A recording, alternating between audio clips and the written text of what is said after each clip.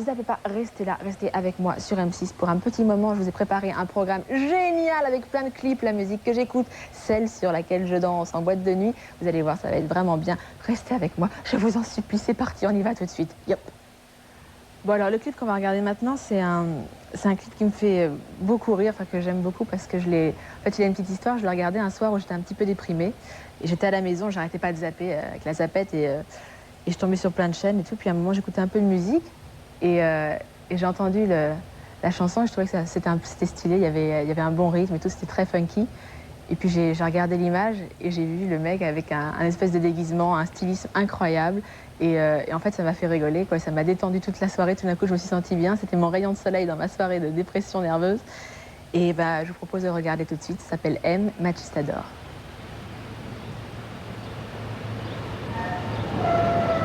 C'est un clip qui m'a beaucoup émue la première fois que je l'ai vu.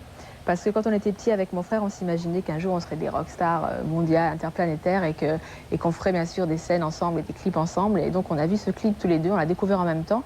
Et il y a une image qui est très très forte. Bon, bien sûr, c'est super high-tech, hyper bien léché, le clip est vachement beau.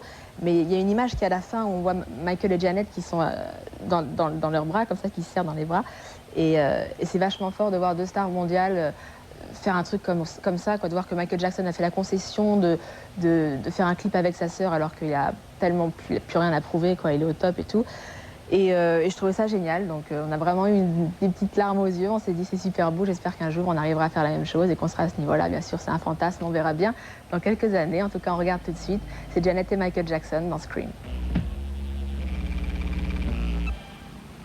Il n'y a rien à dire, c'est Madonna, donc c'est du professionnel en condensé. Et pour moi, c'est un peu un modèle de femme plus que d'artiste, parce que c'est quelqu'un qui s'est battu, qui a travaillé son look, qui a vraiment bossé la danse, le chant, et qui est toujours précurseur, en avant sur son temps, toujours au niveau des looks. Enfin, elle travaille vraiment énormément son personnage, et c'est quelque chose que je trouve hyper intéressant et hyper important pour une artiste.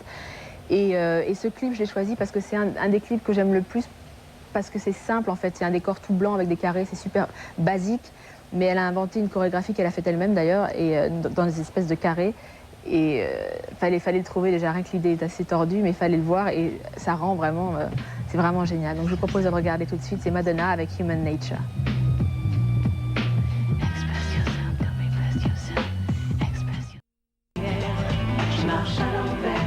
Donc là, je vous propose de regarder un clip de Daft Punk, qui est un groupe que je ne connais pas personnellement en tant qu'artiste, mais que j'aime beaucoup parce que je les respecte beaucoup, parce que c'est un des seuls groupes français qui a réussi à traverser overseas, comme on dit. Et j'aime pas trop en général ce genre de musique-là, mais le clip m'a fait aimer ce type de musique. Donc, et bizarrement, parce que ce clip est assez simple et que c'est quand même fait dans un studio, il y a peu de choses qui se passent, mais en même temps, c'est quelque chose qui est assez hypnotisant. Donc je vous propose de le regarder maintenant, c'est Daft Punk avec Around the World.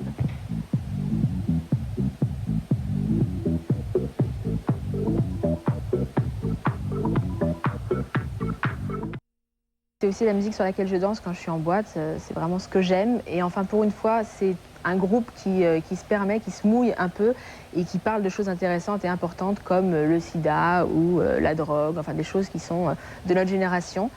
Et je trouve ça bien que ce soit elles qui les fait parce qu'elles sont jeunes et parce que c'est vraiment dans l'air du temps. Et en plus de ça, elles ont fait un clip qui est vraiment, enfin c'est pas elles, mais le clip dans lequel elles sont est vraiment sublime.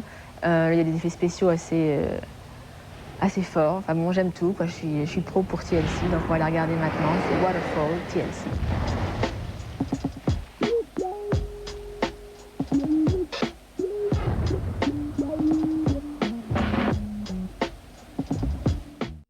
Islandaise, elle a vendu des millions de disques dans le monde, elle a réussi à implanter un nouveau style de musique qu'au début j'avais un peu de mal à apprécier, et maintenant vraiment j'en suis devenue complètement fan. Elle a toujours des clips complètement barges, complètement bizarres, et celui-ci en particulier qui fait un peu ambiance psychiatrique. Elle le joue très très bien, je pense que ça se passe de commentaires, on le regarde tout de suite, c'est Violently Happy, Björk.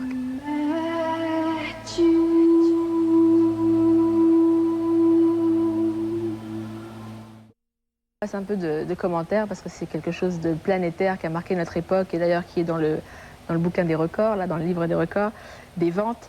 Mais pour moi, ça a été vraiment un choc à plusieurs, un peu comme l'effet Kiss Cool, quoi. Il y a eu le premier truc et le deuxième truc, c'est que la première fois que je l'ai vu, j'étais toute petite, c'était passé dans une émission de Michel Drucker, je crois. Et donc c'était l'exclusivité Michael Jackson en France, donc tout le monde était devant la télévision comme ça en train de regarder. C'était dans les périodes de fête, je crois, un truc comme ça.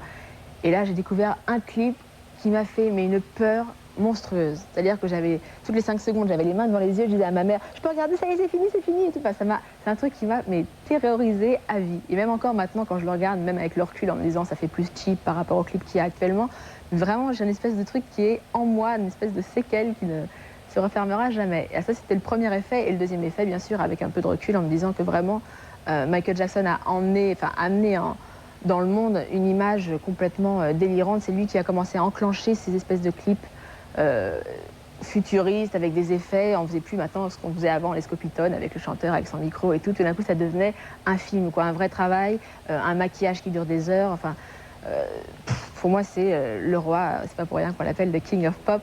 Donc on va le regarder maintenant. C'est Thriller avec Michael Jackson. En fait, il n'y a pas grand-chose à dire sur Massive Attack. C'est un style musical un peu spécial, c'est super pro, le son est génial, c'est pas grand chose à dire, c'est juste pour moi c'est le clip qui m'a beaucoup choqué parce que c'est encore une fois un truc à deux tranchants. J'ai trouvé ça super beau l'image de voir, tout le clip se passe dans le ventre d'une maman, donc c'est un bébé qui interprète la chanson et qui réagit aux paroles. Et donc au début j'ai trouvé ça super beau de montrer ce genre d'image-là. Et ensuite j'ai trouvé ça un peu effrayant parce que le bébé a une tête un peu triste, un peu désenchantée, déjà même avant la naissance. Donc j'ai trouvé ça très, très dur. Mais je pense que c'est intéressant et c'est une bonne idée, c'est un bon axe pour développer une chanson. Donc on regarde tout de suite, c'est Teardrops et c'est Massive Attack.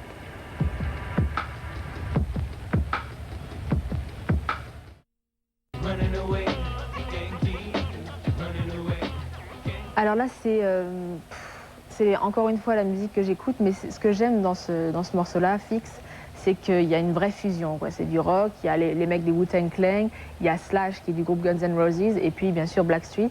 Et le morceau est vraiment, déjà, quand Blackstreet l'a sorti simplement de leur côté, c'était un morceau super up-tempo, un morceau qui bouge beaucoup et qui donne vraiment envie de danser. Et puis là, avec la fusion du rock et du rap, enfin bon, ça a rendu le morceau interplanétaire, il est vraiment incroyable et le clip est assez marrant.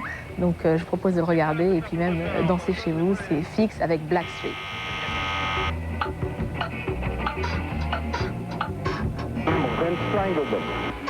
Les mauvaises langues auraient tendance à dire qu'il a été un petit peu pistonné, mais pas du tout, et je tiens vraiment à le crier haut et fort. Il s'est battu, il l'a fait tout seul, il est allé voir les maisons de disques tout seul et je ne l'ai pas du tout aidé. D'ailleurs, j'étais en studio à l'époque et j'ai choisi son clip parce que pour moi c'est super important. C'est mon grand frère et enfin on arrête de dire que c'est le petit frère d'Ophélie Winter, c'est quand même mon grand frère. C'est lui qui m'a écrit mon tube, qui m'a révélé aux gens, c'est ma moitié. Enfin bon, pour moi ça a été vraiment super de le voir dans un clip, quoi. La première fois que je l'ai vu, j'étais super contente, super émue. Je le regardais pas du tout avec l'œil critique que j'ai normalement professionnel en disant ça c'est pas bien, la lumière, tralala.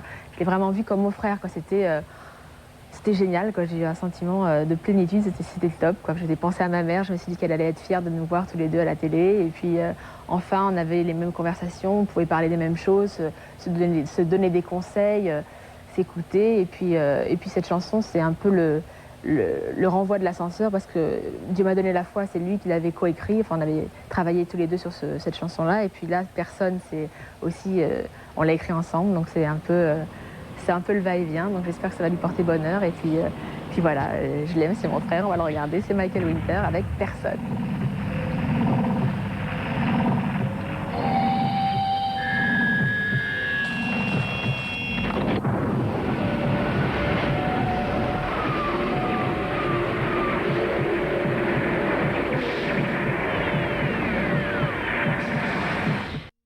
Les producteurs ont tendance à choisir les filles, les rappeuses, les chanteuses en fonction de leur look, de leur look, quoi, en gros, quoi. Et là, pour une fois, Missy Elliott arrive et casse un peu toutes ces normes en arrivant avec un look un peu barge. Elle est forte, elle est bouboule, elle est rigolote.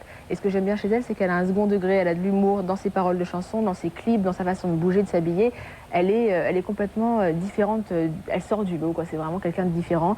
Et elle bosse avec un producteur qui est complètement génial, qui s'appelle Timbaland et qui a fait tout son album et qui bosse sur plein d'autres artistes. Mais vraiment sur elle, c'est devenu l'étiquette, quoi. C'est Timbaland, Missy Elliott et c'est incroyable, avec des rythmes complètement saccadés et tout, d'ailleurs, que j'ai essayé de copier dans mon album, vous verrez ça. Et donc voilà, j'adore comme Missy Elliott. On regarde tout de suite avec Suck It To Me.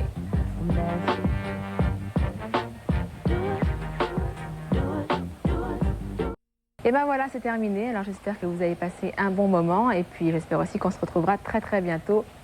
Mille bisous, à bientôt, ciao, hasta luego, au revoir. Je suis ce qui m'ennuie, je n'ai pas peur dans la nuit, je marche à l'envers, je marche à l'envers.